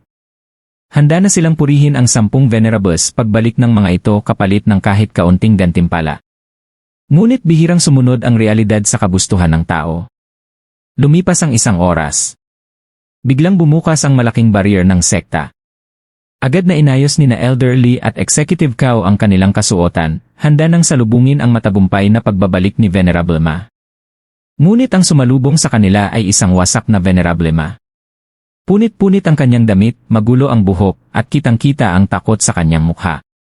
Venerable Ma, nahulin niyo na ba siya? Hindi pa man natatapos magsalita si Elderly ay 2 malalakas na sampal ang agad na tumama sa kanilang dalawa. Lumipad silang pareho sa lakas ng tama. May mukha pa kayong humarap sa akin. Mga buwisit kayo. Hindi ninyo man lang sinigurado kung sino ang kalaban bago ninyo ako pinapunta. Gusto ba ninyo akong ipapatay? Nanlaki ang mata ni Elderly. Venerable, mahuwag ninyong sabihin kahit kayo ay... Hindi na niya natapos ang pangungusap. Biglang nanginig ang barrier ng Sun Sea Sect. Kasunod nito ay isang napakalakas na pagsabog. Sa pagguho ng barrier, isang napakagandang babae ang dahan-dahang lumitaw. Napakaganda ng kanyang anyo, ngunit nagyelo ang kanyang mga mata at puno ng puot ang kanyang mukha. Ni hindi na lumingon si Venerable Ma. Agad siyang tumakas. Kasabay nito, libu-libong eksperto ng Sun Sea Sect ang sabay-sabay na dumating at pinalibutan ang babae, inilabas ang lahat ng kanilang lakas upang harapin ang mananalakay. Ngunit ni hindi man lang sila pinansin ng babae. Nakatitig lamang siya kay Venerable Ma habang naglalagablab ang kanyang hangaring pumatay. Sa gitna ng katahimikan, umalingaw-ngaw ang mabibigat na yabag. Lumabas ang isang maringal na lalaking nasa katanghaliang gulang na nakasuot ng mamahaling balabal. Malamig ang kanyang tingin habang nakaharap sa babae. Ako ang sect leader ng Sun Sea Sect, si Buxingyon. Sino ka? Hindi ka ba natatakot mamatay? Ngumisi ang babae. Buxingyon? Angkop na angkop pala ang pangalan mo sa magiging kapalaran mo, malas. Malamig ang kanyang tinig. Wala akong pakialam sa sektan nyo. Ang hinahabol ko ay ang brat na yon at ang kanyang karavan. Pero paulit-ulit niyo akong ginugulo na parang mga langaw. Nakakairita na kayo. Kung ganoon din lang, papatayin ko na kayong lahat para matapos na ang istorbo. Napakunot no si Buxingyon. Matapang ang bibig mo. Sino ka ba sa tingin mo? Tigilan mo ang kayabangan mo bago ka pagtawanan ng buong sekta. Nagtawanan ng may pangungutya ang lahat ng eksperto ng Sun Sea Sect. Ngunit si Venerable Ma, nanginginig lamang siya sa kinatatayuan niya. Sino raw ako? Ngumiti ng mapang-akit ang babae habang sinulyapan si Venerable Ma na nanginginig sa takot. Hindi niyo man lang alam kung sino ako, pero nagpadala kayo ng mga tao para hulihin ako. Kung ganyan kayo mag-isip, wala talaga kayong mararating. Humakbang siya pasulong at malamig na idineklara. Makinig kayong mabuti. Ako si Bailiuyu, ang Frigid Rain Sword King, na personal na itinalaga ng Patriarch ng Sword Star Empire sa Central Area. Parang tinamaan ng kidlat ang lahat. Sword King. Sabay-sabay silang napasinghap habang namumutla ang kanilang mga mukha. Maging sina Elderly at Executive Cao ay tuluyang natigilan.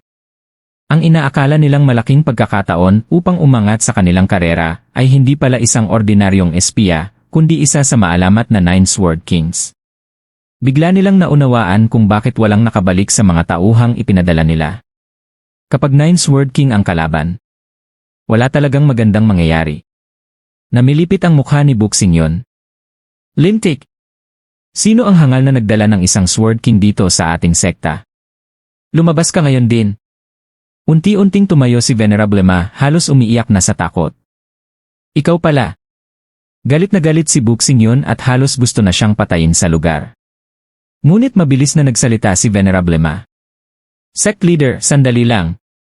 Hindi lang ako ang may kasalanan. Siya rin ni. Hindi pa man natatapos ang kanyang salita, ay sinampal niya ng malakas si Elderly. Lintik ka. Ikaw ang nag-udyok na habulin ang isang Sword King. Dahil sa iyo, napakarami nating kapatid ang namatay. Nanginginig ang labi ni Elderly. Venerable Ma. Sect leader ako, Ying. Ngunit hindi rin siya nagpahuli. Lumingon siya kay Executive Cao at binigyan din ito ng isang malakas na sampal. Walang silbi. Dahil sa katangahan mo, namatay ang lahat ng Genesis at Soul Harmony experts. Bakit mo ba pinakialaman ang isang Sword King? Halos mayak si Executive Cao. Sect leader. Venerable Ma. Elderly, mali ang impormasyong natanggap ko. Hindi ko alam. Ang Qian clan kasi naghahanap siya ng masisisi. Ngunit matagal nang wala si Zufan. Mag-isa niyang pasan ang napakalaking kapalpakan. May isang steward ng Qian clan na nagsabi sa akin. Akala ko ordinaryong ahente lang ng Central Area. Hindi ko alam na Sword King pala. Lintik ka. Mas lalo pang nagalit si Buxingyon. Naniniwala ka agad sa sabi-sabi ng hindi man lang sinisiyasat. Gusto mo bang mamatay tayong lahat? Pagkatapos ay agad siyang yumuko kay Bailiuyu. Frigid Rain Sword King, isa lamang itong malaking hindi pagkakaunawaan. Ang dalawang hangal na ito ang naniwala sa maling impormasyon. Bahala na kayong parusahan sila kung gusto ninyo. Hindi pa naman nagsisimula ang digmaan sa pagitan ng Northern Lands at Central Area. Naghahanda pa lamang kami. Maaari bang umalis na lamang kayo upang mapanatili ang kapayapaan? Napangisi si Bailiuyu. Kapayapaan? Papalapit na ang digmaan, pero ang iniisip mo pa rin ay kapayapaan. Piliting ngumiti si Buxingyon. Ang sigalot ay sa pagitan lamang ng Sea Bright Sect at ng Sword Star Empire. Wala kaming personal na alitan sa inyong imperyo. Duwag. Punong-puno ng paghamak ang mga mata ni Bailiuyu. Isa ka sa 5 pangunahing sekta ng Northern Lands, pero nang dumating ang kaaway sa sarili mong lupain, ang una mong naisip ay magtago. Nasaan ang dangal nyo? Mas matapang pa ang batang nasa Radiant Stage na nakipagtalo sa akin kaysa sayo. Samantalang ikaw, pinuno ng isang malaking sekta, wala man lang gulugod. Basura kayong lahat. Siguro panahon na para linisin ko ang Northern Lands. Baka magpasalamat pa sa akin si Ouyang Lingshan. Lumamig ang ekspresyon ni Buxingyon. Ibig sabihin wala kang balak umalis. Ngumisi si Bai Liuyu. Ikaw na ang humusga. Huminga ng malalim si Buxingyon bago sumigaw. Kung ganoon wala nang dahilan para umatras ang Sun Sisek. Alam kong makapangyarihan ang Nine Sword Kings. Pero huwag mong isipin na mahina ang aming sekta. Mayroon kaming daan-daang Genesis Stage experts, at mahigit 100 nasa peak Genesis Stage. Kahit ikaw ay hindi makakalaban sa ganoong bilang ng walang kapalit. Isa ka ring peak Genesis expert lamang. Itinaas ni Bai Liuyu ang kilay. Gusto mong subukan? Sa isang iglap. Tumigil ang bumabagsak na nyebe. Isang pilak na kidlat ang bumiyak sa kalangitan. Kasabay nito, sumabog ang walang katapusang sword ki. Nagmistulang karagatan ng pilak ang buong himpapawid. Ang bawat alon ng espada ay lumilipad sa lahat ng direksyon. Anumang tamaan nito ay tuluyang nabubura. Sa sandaling iyon, tila si Bai Liuyu ang naging pinuno ng buong mundong iyon. Walang sinuman ang makakataka sa kanyang kapangyarihan. Nanginig ang lahat. Sa harap niya, ang 10,000 miyembro ng Sun Sisek ay parang mga insektong maaari niyang durugin anumang oras. Umuwal si Buxingyon. Kasabay niyang pinakawalan ng lahat ng Genesis experts ang kanilang buong lakas. Nagbanggaan ang pilak na sword waves at ang rumaragas ang Yuan Qi. Yumanig ang buong kalangitan at lupa. Samantala, patuloy na binabagtas ng karavan ni Zhu Fan ang makapal na nyebe. Maging sila ay napatingala sa kakaibang pangyayari sa kalangitan. Kahit mula sa napakalayong distansya, kitang-kita nila ang pagbaluktot ng hangin. Natigilan maging si Zhu Fan. Kapag nasa Genesis stage na ang isang cultivator, kaya na niyang kontrolin ang kapangyarihan ng mundo. Sa labanang tulad nito, ang pinag-aagawan ay ang kontrol sa mismong kapangyarihang iyon. Sa ngayon, si Bai Liuyu ang kumokontrol sa buong kalangitan. Kaya hindi man lang makahinga ang Sun Sisek. Wala silang pagkakataong gamitin ang kapangyarihan ng mundo laban sa kanya. Tunay ngang karapat-dapat ang Nine Sword Kings sa kanilang reputasyon. Tahimik na tumango ang lahat. Kaya pala nilang wasakin ang isang buong sekta ng mag-isa. Biglang umungal ang espiritual na halimaw na humihila sa karwahe. Huminto ito ng biglaan. Halos matumba ang mga nakasakay. May isang gwardiya ang sumilip sa bintana. Sir Mei. Umiti lamang si Zhu Fan. Sa wakas. Matagal ko na itong hinihintay. Lumabas siya ng karwahe habang hawak ang kamay ni Kiawer. Sa harap nila ay nakatayo ang mahigit 10 tao. Sa gitna nila, isang higanteng matandang halos 3 metro ang taas. Ang lahat ng nasa likuran nito ay magalang na nakatayo. Nagtaka ang isang gwardiya. Sino sila? Sila ang hinihintay nating lumitaw. Tumitig si Zhu Fan sa matandang lalaki. Nagningning ang kanyang mga mata. Invincible Sword. Bai Liuchen. Sa wakas ay nagkita rin tayo. Parang tumigil ang oras. Napasinghap ang mga gwardya. Si Bai Liuchen. Ang pinakamakapangyarihang tao sa buong mortal na mundo. Bakit siya narito? At bakit kami ang kanyang pinuntahan? Habang hindi pa sila makapaniwala. Itinuro ni Zhu Fan ang paligid ni Bai Liuchen. Tingnan niyong mabuti. Doon lamang nila napansin. Umaabot ng daan-daang milya ang naggangalit na sword domain ni Bai Liuyu. Ngunit, sa paligid lamang ni Bai Liuchen, ganap na payapa ang mundo. Parang may hangganan ang dalawang magkaibang daigdig. Sa labas ay rumaragasa ang mapanirang bagyo. Sa loob naman ay katahimikan. Ngumiti si Zhu Fan. Sa buong mundong ito, iisa lang ang kayang baliwalain ang kapangyarihan ng isang Sword King nang hindi man lang naapektuhan ang kapangyarihan ng mundo. At siya ay si Bai Liuchen. Hawak ang kamay ni Kiawer, mahinahon siyang naglakad palapit sa Invincible Sword. Tahimik namang naghihintay si Bai Liuchen habang malalim ang kanyang titig. Ngunit sa mismong sandaling iyon, hush! Isa sa mga kasama ni Bai Liuchen ang biglang sumugod kay Zhu Fan, nag-umapaw sa matinding galit at malinaw ang layuning patayin siya. Dito muna natin puputulan ang ating novela ng Magic Emperor. Stay tuned lang, upload ko din agad ang kasunod na chapters Pa-like and subscribe na lang para updated kayo sa upload natin. Maraming salamat.